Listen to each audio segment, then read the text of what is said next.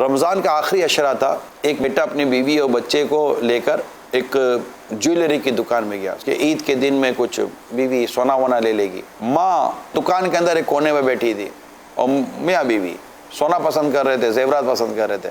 ایسے میں بیوی کو کچھ چیز پسند آئی. وہاں ماں کی نظر ایک چھوٹی سی انگوٹھی پہ پڑی تو وہاں اس کی بیوی سونا لے رہی تھی. اس نے کچھ چیز پسند کر لی, سیٹ ویٹ لے لیا. تو اس سے پوچھا کہ کتنے کا؟ تو 20,000 درہم کا ہے. تو کہا ٹھیک ہے, یہ 20,000 درہم دیے. تو اس نے کہا وہ 100 درہم اور بھی چاہیے. لڑکے نے پوچھا 100 درہم کی چیز؟ 20,000 درہم کی سیٹ تھی, 20,000 درہم میں نے وہ کیش دے دیے.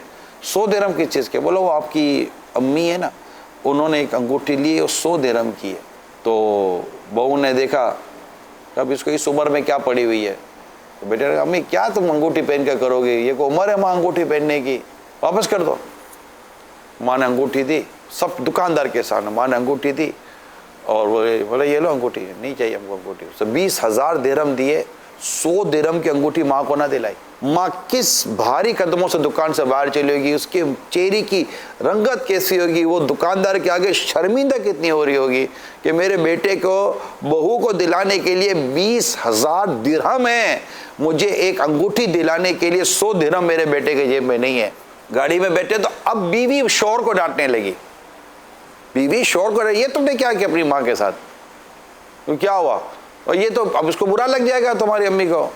اب بتاؤ منع کو پالے گا کون, سنبھالے گا کون, اس کو نہلائے گا دھلائے گا کون؟ اگر یہ گھر چھوڑ کر چلے گی تو ہمارا بچہ کون سنبھالے گا؟ تمہیں سمجھ نہیں ہے.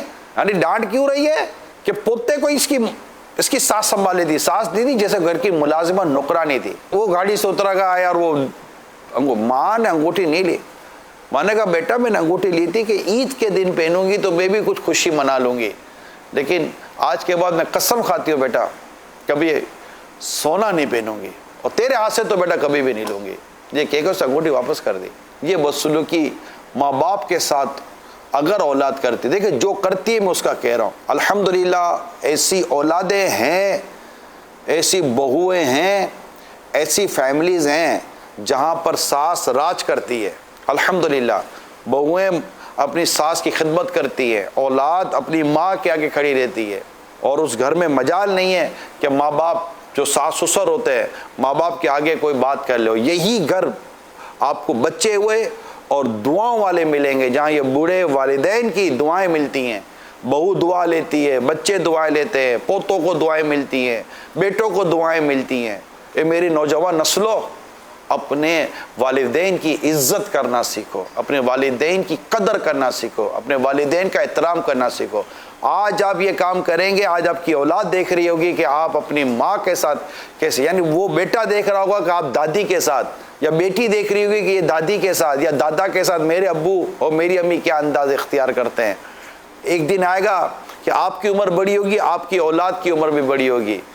انشاءاللہ تبارک و تعالیٰ دیکھیں گے کہ آپ کی اولاد جتنا آپ نے نہیں کیا ہوگا نا اپنے ماں باپ کا, انشاءاللہ اس سے بڑھ کر آپ کا کرے گی. یہ ہے نسلوں کو سنوارنا کہ جیسا کرو گے ویسا بھرو گے.